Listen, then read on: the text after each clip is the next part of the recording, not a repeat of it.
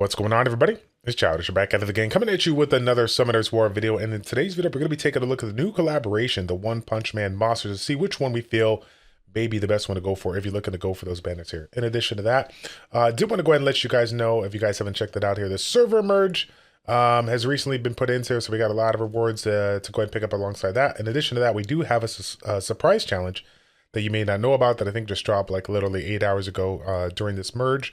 So if you guys haven't had a chance to check it out, definitely get on board with that so you can get yourself a free legendary scroll here to try to get yourself some new monsters here. So again, fam, we're going to go ahead and get into these units here. We got a lot of units to go over here, but as always, fam, I do want to give you guys a heads up, or just kind of say it, out there. If you guys are enjoying the content, if you guys are enjoying what I'm bringing to you on this channel, do me a favor, show your support, like the video, subscribe to the channel, and as always, hit the notification bell so you guys know when the next video drops. Again, fam, like I said before in my previous videos, I'm going to try to drop out as many videos as I can throughout the time. But of course, considering everything that has happened over the past 12 days, it's definitely, they're going to come in when I can get them in. Okay, so that being said, though, we do have the new units in, so we definitely want to take a look at that here. And again, we actually have 2 per banner. So we're going to have quite a handful of units to look at. So yeah, without further ado, let's go ahead and get into it. We'll start out with the fire here. First one being Gino, so I'll go ahead and go into this so we can say to look at it. And I will say this just kind of off the cuff here, like the mechanics on some of these units here are pretty crazy. So yeah, there's a lot of things going on here. We'll take a look at it all right now. So first skill, there is no unique mechanic to the basic attack here. So first skill we'll take a look at is the machine gun blow here. So this one here, doing some damage. Based on the amount of units you have, it's going to be doing a little bit more when there's less units. So that's always kind of good. You can utilize it in different situations, whether it's, regular, grinding, or, if you're going to be going after a boss, you'll get a little bit more value out of that. We also have a chance to knock down. But also this is one of those units out there that has like a little combination, similar to like the Kung Fu Girls of the Summoners War Skyarena. Well, if we happen to do this ability and get the knockdown here, we'll be able to use Incineration Cannon, which will also provide us quite a handful of stuff here. In addition to the combination, before we get into the third skill, we do have a CC immunity here when using this one, and then a decreased damage taken, which is interesting. I don't know how this all works when it comes to like how long this actually lasts, but I'm curious to see if you guys, obviously, when you guys pull them, let me know about that. I'm curious on how long this particular CC immunity and decreased damage, taken actually lasts here. I don't know if it's like instant or whatnot, but here's a skill that comes into play when you get the knockdown.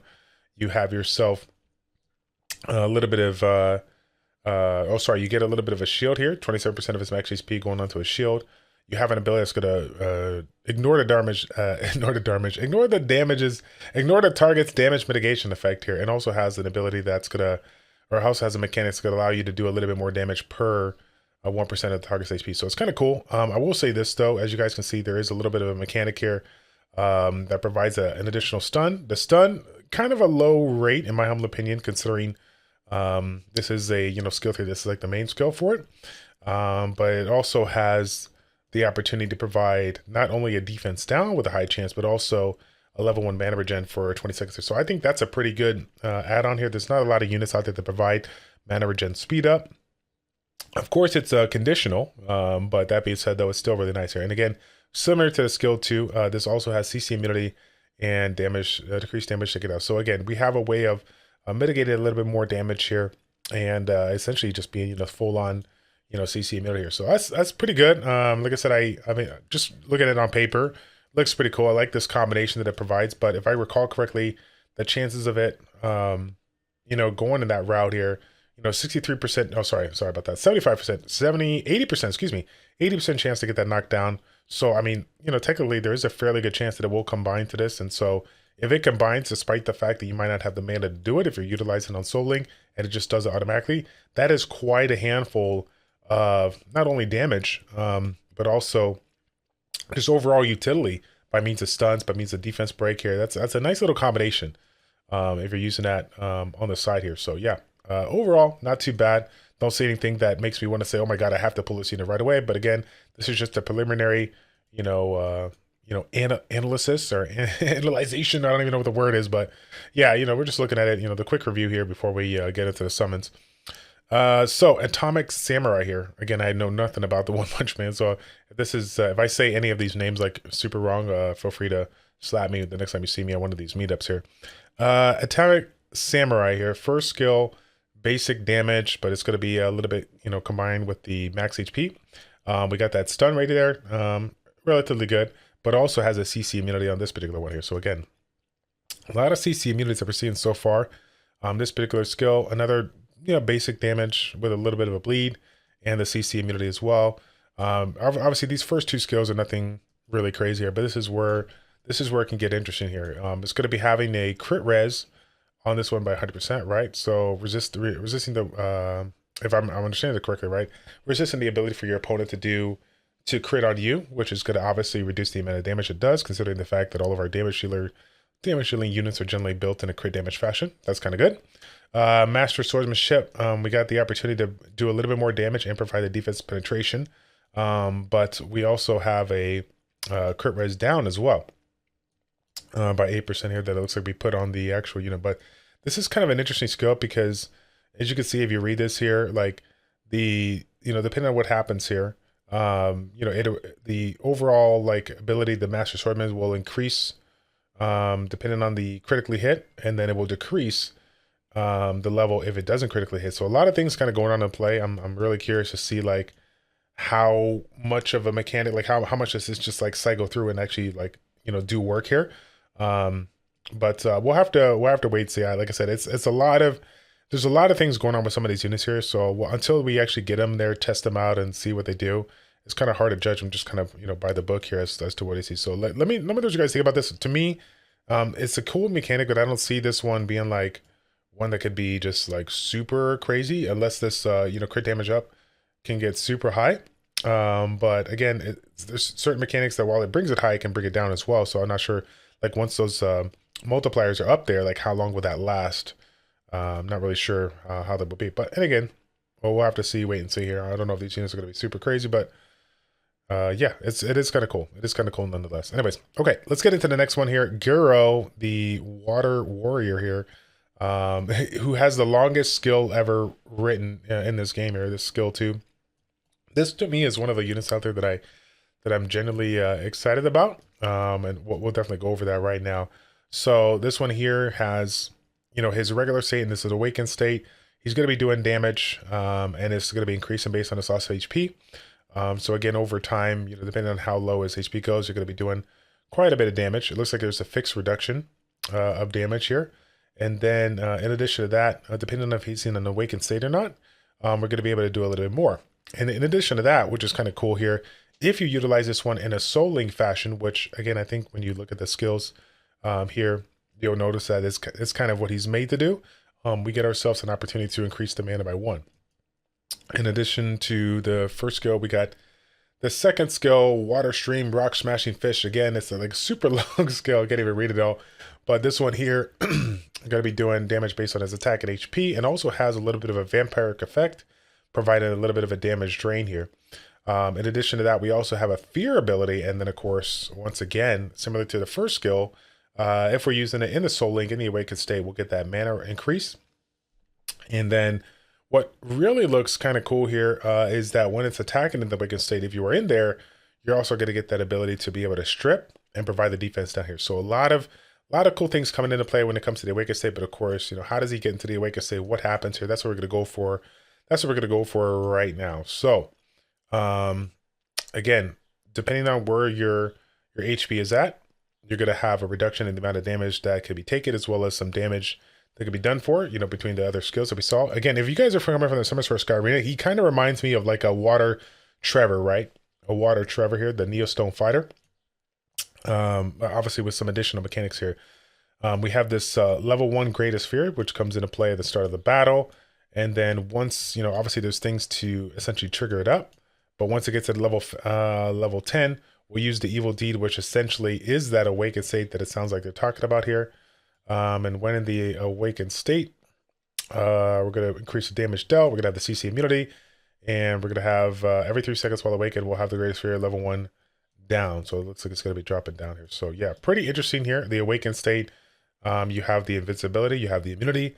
So this is kind of similar to the fire ones here, where when they're doing specific damage, they have specific CC immunity, something like that. They have unique aspects of their skill, but again, still trying to figure out how long these last. I mean, again, this one's a little bit more cut and dry, where we say, okay, well, if we're only going to be in an awakened state for so long, we'll have this a bit. Like, it's a little bit more easier to read, where I feel like the fire ones here, you're not really sure where you're going to end up here as far as how long those additional mechanics last. But I'd say overall, really cool unit, can do a ton of damage as a way of mitigating. So, even if you build him like full damage here, he'll be, I mean, when I recall correctly, like Water Trevor, the Trevor in Sky Arena, like we built with damage, but we also built with like super high defense. We kept his HP pool a little bit low, and we allow him to get value out of, having the high defense with, like just like a shield, a shield to incorporate with him. So yeah, he's really interesting here. I think it'd be fun to play around with, but we'll have to wait and see to all of you guys that do pull him right away, get a chance to try him out here. Next one up though, Water Silver Fang.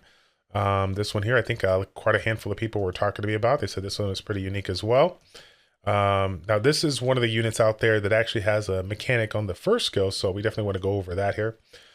This is actually really, really cool. So 85% of the damage is done as damage, and this allows the weak point attack is going to be available. If I recall correctly, this is a debuff here that's actually pretty rare. I don't think we have it on any other unit here, but weak point attack is a non-critical hit triggered based on the difference between the caster's precision and the target's evasion. So when the weak point attack is triggered, it deals amplified damage in proportion to caster's precision. So it's like, this might be one of those units to where you don't go heavy on the critical rate. So you can get value out of this. That makes sense here, but the question of it is that, if this is one of the few units that actually does that. Does every single unit that you bring into play get value out of this because of the fact that it's a debuff and goes into the unit here? That's what I'm curious about. But yeah, we'll have to figure that out here and see where it is. Where did I? Oh my god, I already forgot. Like, is it sad that I already forgot where I clicked here? I think it was right here, right? Yeah, there we go. So yeah, I'm curious to see how this one comes into play, and are people gonna like, is it gonna be something where people rebrune their other units differently to get a little bit of value out of this? Well, I don't know. We'll have to wait and see. I wonder if this will play strong to maybe some kind of unique boss or something where, if they get, if they receive a critically hit, like something happens. I know we had a couple of bosses in Sky Arena that had something like that, but again, I'm just kind of throwing it out there. We'll have to see what happens down the road. Here we go. So Water Stream Encampment, skill that removes all the harmful effects here and provides a little bit of a shield based on his match HP and attack here, speed up to himself.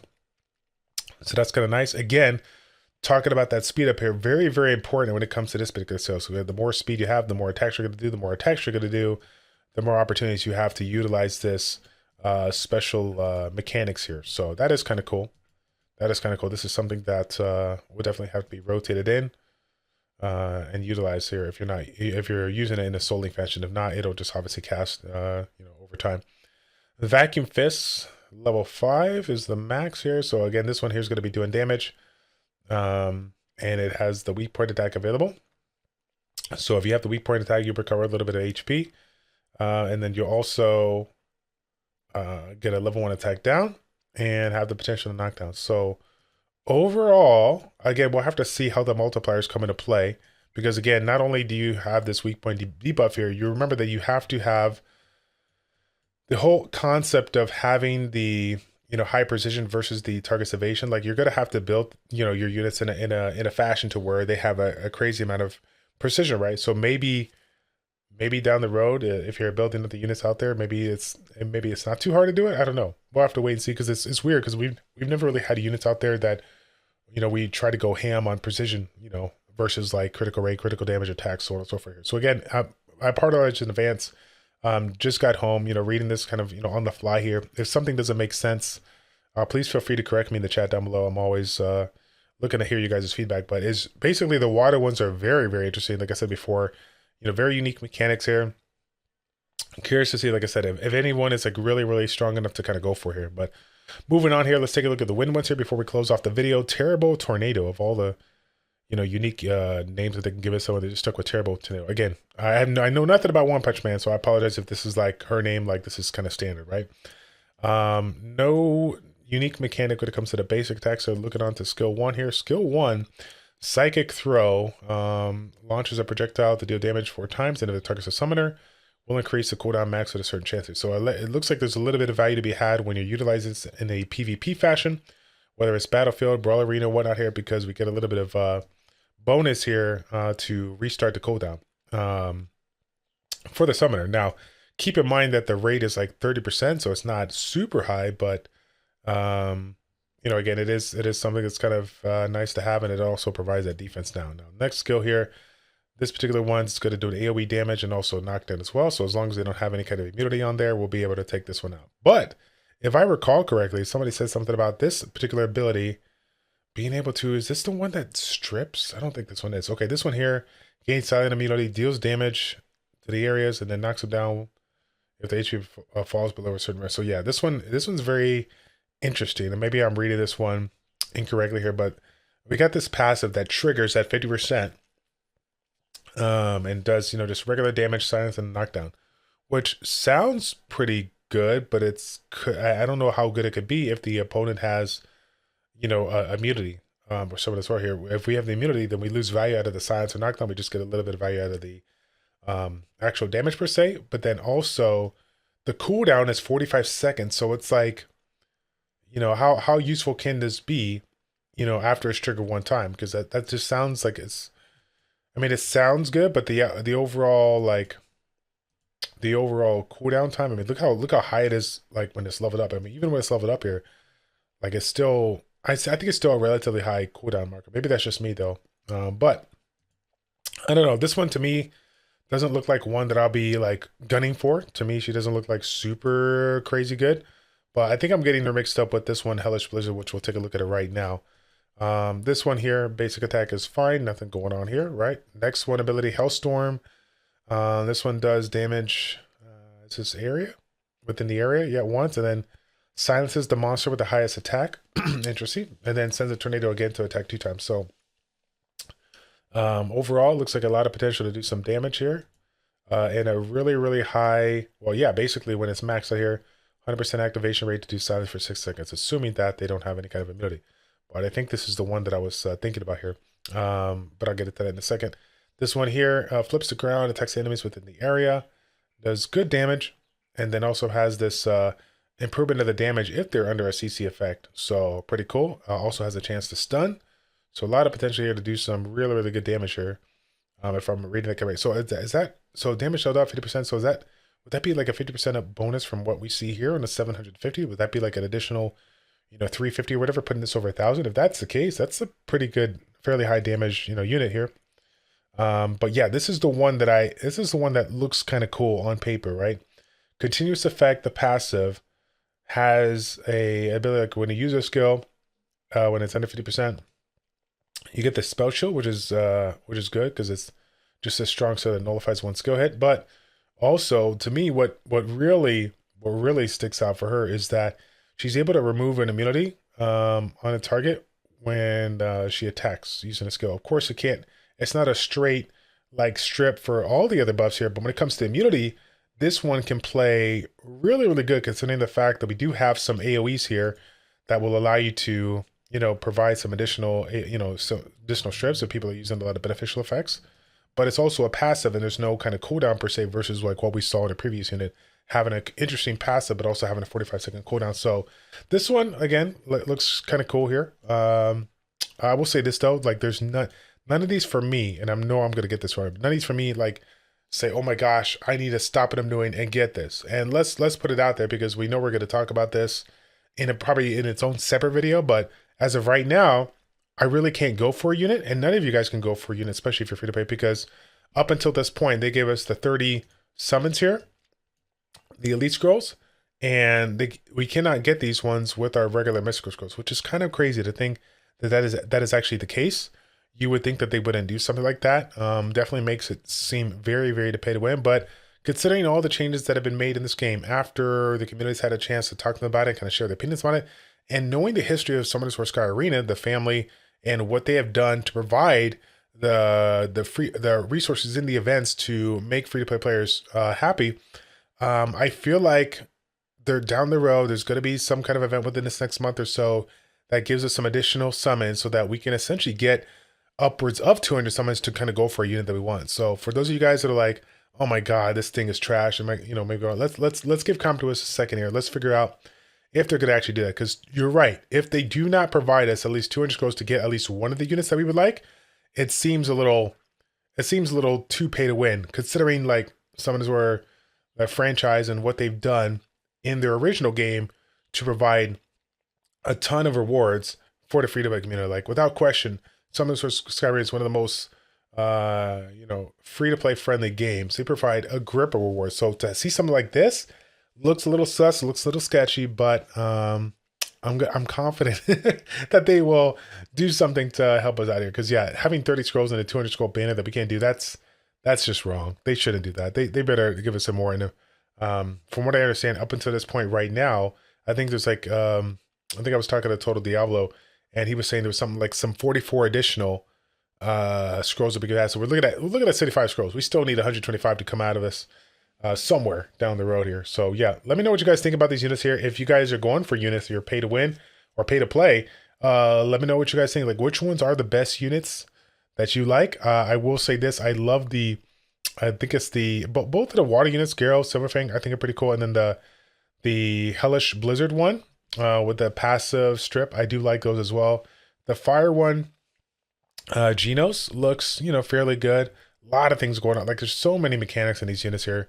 It's crazy to like really break them down and see which one's going to be good. But I do like both of the water ones and that wind one that we were talking about, the Hellish Blizzard here with that passive stripping ability when it comes to the immunity. So anyways, guys, that's going to be it for the video. I'll go ahead and stop it right there. I think it's way too long.